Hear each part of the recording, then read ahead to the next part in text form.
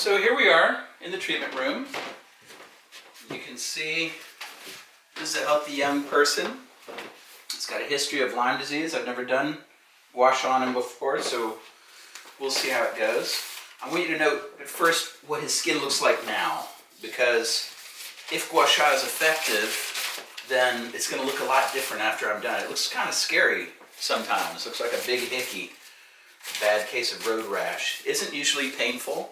Sometimes when I'm going over the bony parts of his back, it might be a little briefly uncomfortable, but the skin discoloration at the end is typical and normal. The other thing I neglected to say before, in addition to your gua sha tool and your lubricant, you also need a bunch of paper towels because it's pretty messy. And I'm going to have one dedicated to my tool and another one just around for me to wipe my hands on. So first of all, you're just going to liberally put Vaseline in the area that you're going to work on.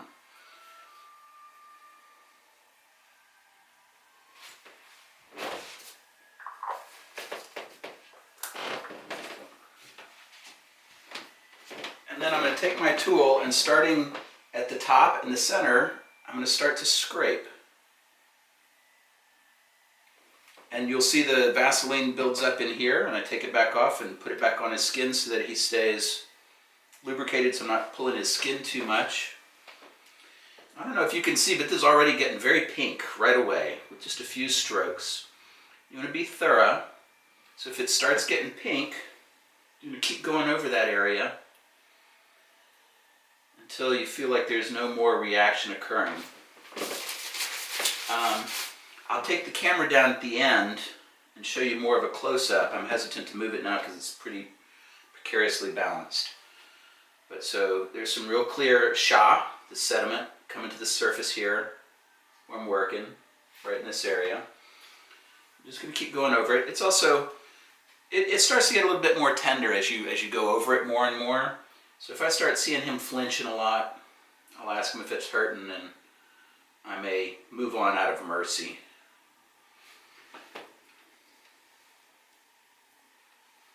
So I'm going to work down a little bit lower.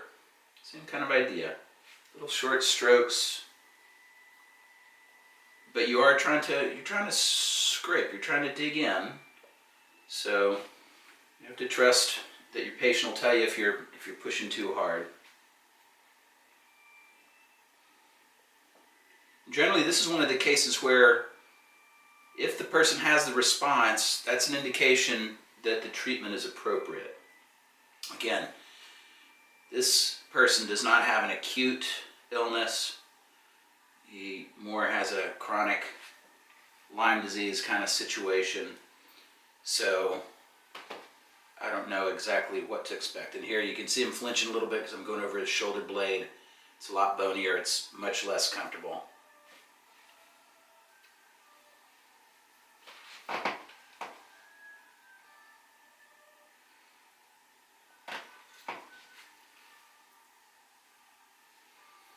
And still, as I'm moving around, there's still lots of pinkness coming to the surface right away, and then more sha down here.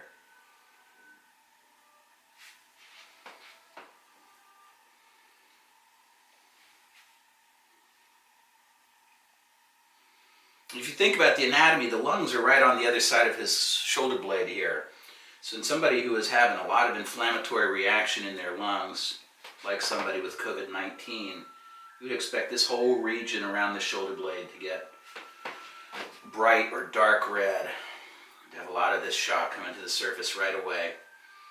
You can't really see it probably, but as I push my tool along, you can see the redness kind of advancing before the tool like a wave.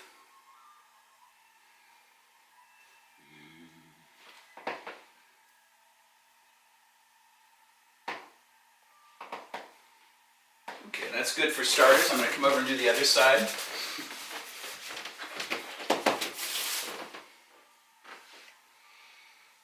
So I'm doing this gua sha today specifically because we've done a series of divergent meridian treatments. And after the treatments were completed, he reported feeling generally achy all over. His joints were achy. And so one of the things that can indicate is this kind of blockage of superficial stagnant blood that I described earlier. And so I've got various follow-up strategies available to me after divergent meridian treatment, but because I wanted to film this for COVID-19 anyhow, I'm starting out by following up on a series of divergent meridian treatments with gua sha.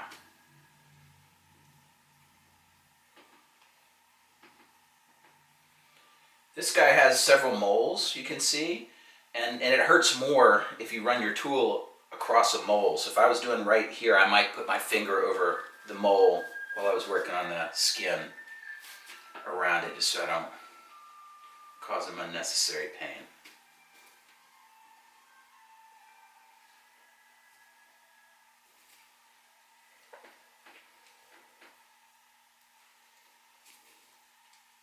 Can you tell the nice people in internet land how this feels? Fine. It's strange when you're going, like, into the shoulder blade, because it feels like it's pushing it unnaturally in a way, but it feels nice in general. Good. So it feels nice in general, even.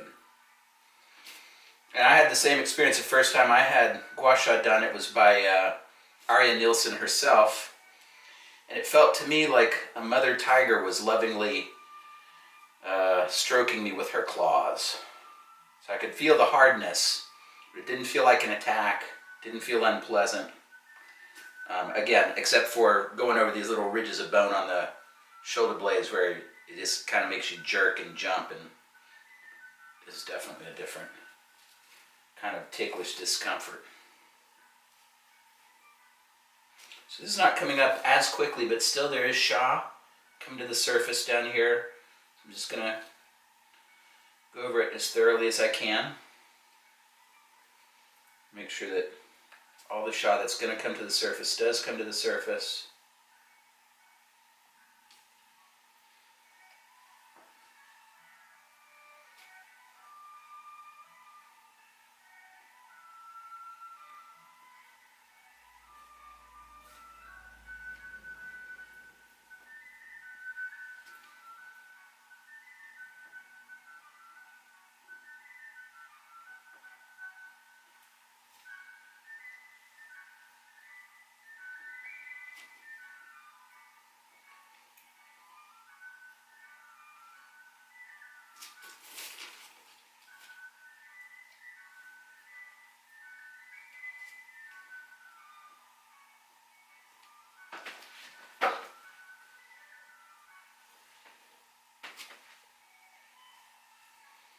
You just kind of give a couple of exploratory swipes, and it got redder right away as I went down a little lower on his back on this side. So I'm just going to follow that down a little bit. There's some more sha coming up down as I get to the region associated with his diaphragm.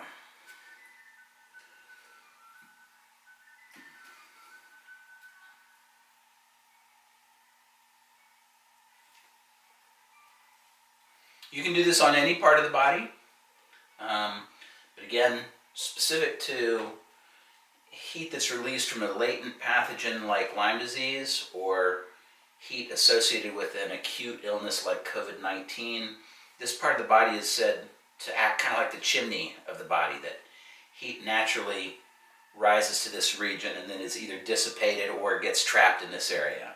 So doing gua sha in this region is particularly appropriate when you're looking to release trapped heat.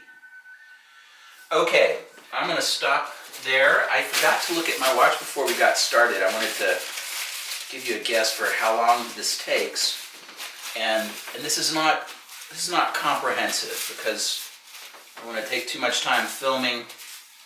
If I was going to do this just as a regular therapeutic session of gua sha, I might keep going another 15 minutes or so, but this much took about 10 minutes. I'm just going to wipe my hands a little bit, get the camera down closer so you can see what this sha looks like.